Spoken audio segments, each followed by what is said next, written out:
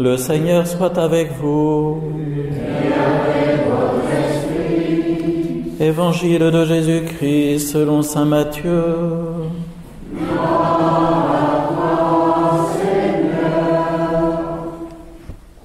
En ce temps-là, les pharisiens allèrent tenir conseil pour prendre Jésus au piège, en le faisant parler.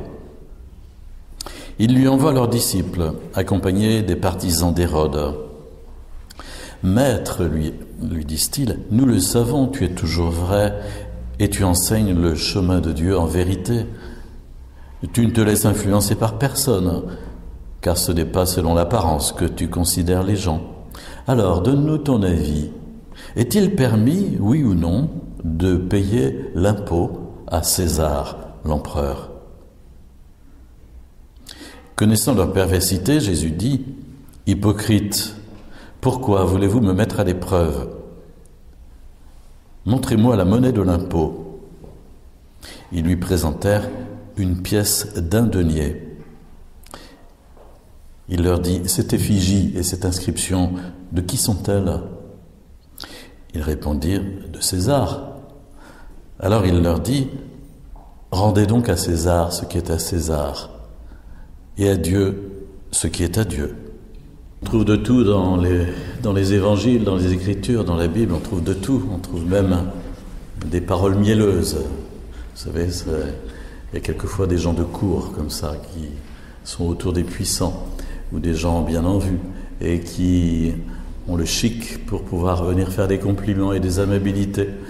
Et on voit ici avec Jésus comment les pharisiens ont envoyé un de leurs commandos pour faire ce petit travail auprès de Jésus, lui dire quelques amabilités afin de mieux lui tendre un piège. Jésus n'est pas dupe, évidemment. On pousse Jésus à prendre un positionnement, comment pourrait-on dire, politique peut-être. C'est-à-dire que si Jésus dit non, il ne faut pas payer l'impôt à l'empereur, évidemment, on va le traiter de révolutionnaire et donc il sera passible d'une arrestation. Si Jésus répond oui, il faut payer l'impôt, évidemment, on va le traiter de collabo et on va dire voilà, c'est quelqu'un qui n'est pas capable de défendre son peuple. Enfin, le piège est bien ficelé de sorte que Jésus ne puisse pas s'en évader. Et pourtant, Jésus va répondre une fois encore de façon ultra simple, en allant droit au but et en demandant qu'on lui apporte une pièce de monnaie, puis en la faisant examiner. Et si vous avez le temps, vous irez voir sur le site internet de la paroisse, j'ai mis en ligne une petite image qui est un tableau de Rubens qui peint cette scène.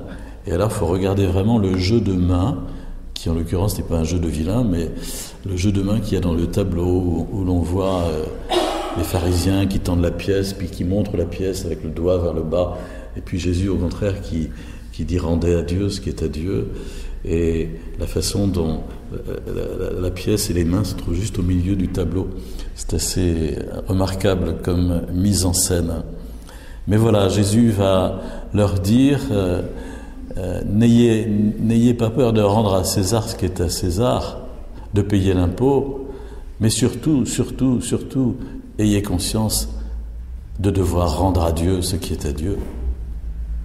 Et je ne sais pas si vous avez entendu le psaume que Marie-Jo a chanté tout à l'heure, il y avait un mot qui revenait constamment, et dans le refrain et dans le psaume, c'était le mot « rendez ». Rendez au Seigneur la gloire, rendez au Seigneur. Et ici, c'est le mot que Jésus emploie, rendez à César ce qui est à César. Rendre à Dieu, restituer à Dieu la gloire qui lui est due. Que notre vie soit vraiment un témoignage pour Dieu, avec une foi vivante, une espérance vivante, une charité vivante.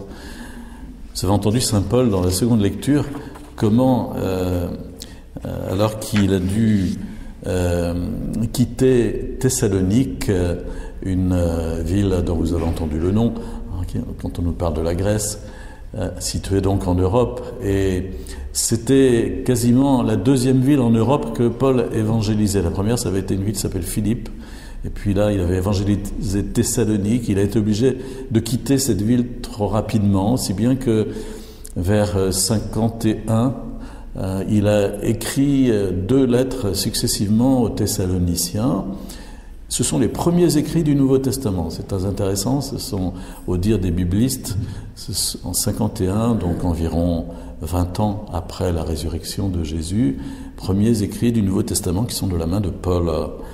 Et il félicite les Thessaloniciens en disant sans cesse: nous nous souvenons que votre foi est active, que votre charité se donne de la peine, que votre espérance tient bon en notre Seigneur Jésus-Christ.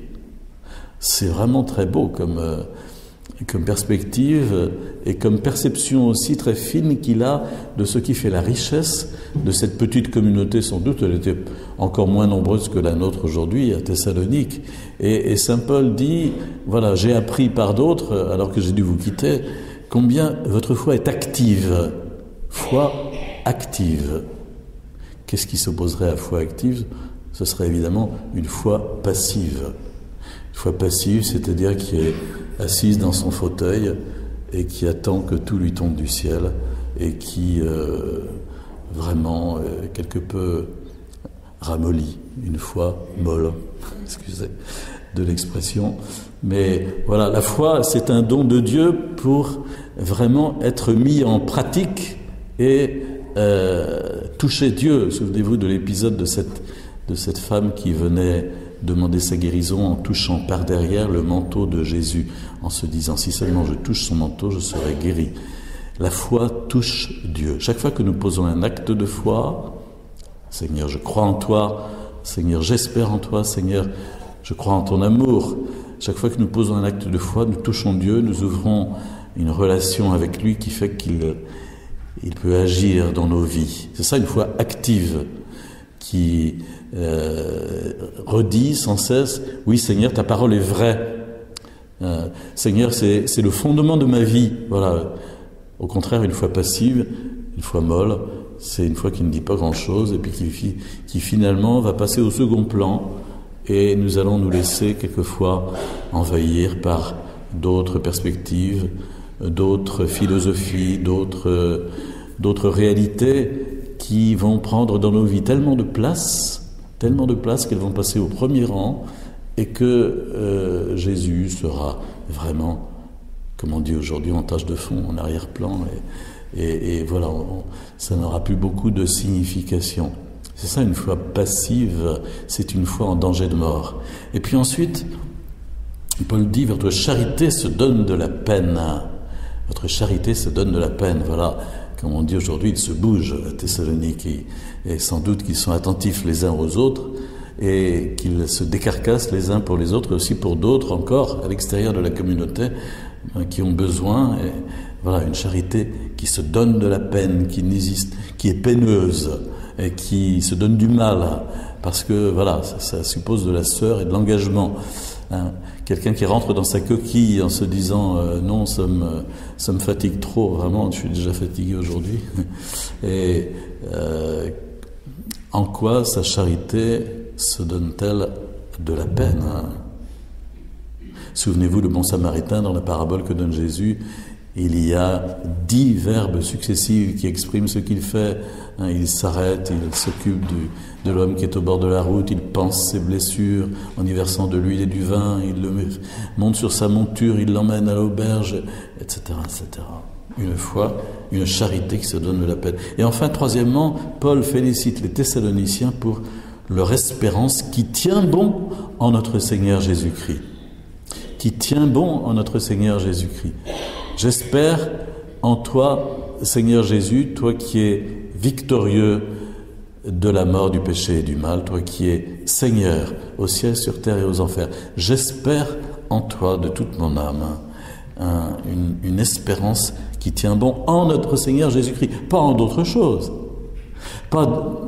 C'est le mot espérance qui est le mot théologal, c'est pas le mot espoir.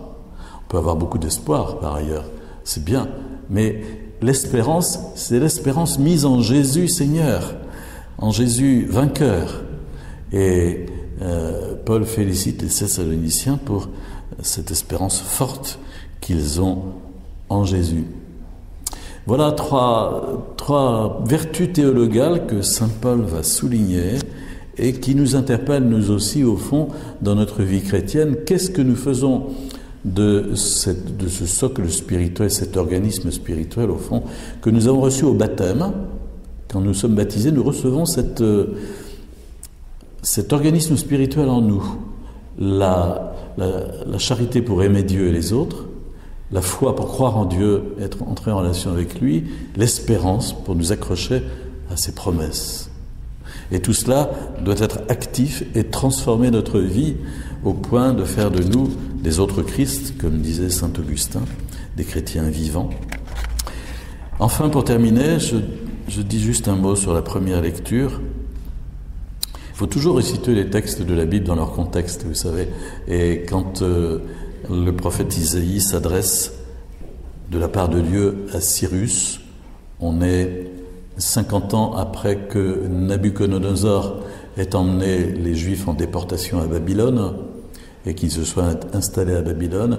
Et voici qu'il y a un autre maître du monde à cette époque-là qui s'appelle Cyrus, qui est perse, et qui, au contraire de ses prédécesseurs, va traiter les peuples soumis avec beaucoup d'égards, en refusant de déporter plus, en leur permettant de revenir dans leur pays, en leur redonnant les richesses qui ont été spoliées. Étonnant comme attitude. Et voici qu'Isaïe adresse une parole de la part de Dieu à Cyrus, son Messie, dit-il, son Messie, son oint, celui sur lequel il a fait reposer son onction. Et il lui dit: je t'ai appelé par ton nom, je t'ai donné un titre alors que tu ne me connaissais pas. Je suis le Seigneur, il n'en est pas d'autre. Autrement dit, c'est le Seigneur qui est vraiment c'est la seigneurie de Dieu qui tient Cyrus dans sa main et qui fait que même les choses qui ont l'air totalement extérieures à la foi, totalement profanes, en fait, demeurent sous la conduite de Dieu. Non pas sous l'emprise de Dieu, mais sous la conduite de Dieu. Et voici que Cyrus va permettre aux Juifs de revenir dans leur pays, de rebâtir le temple. Il va même financer la reconstruction du temple.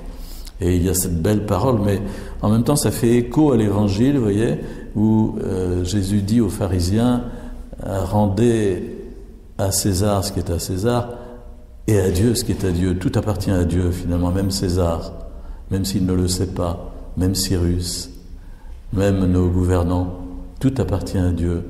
Non pas que Dieu joue une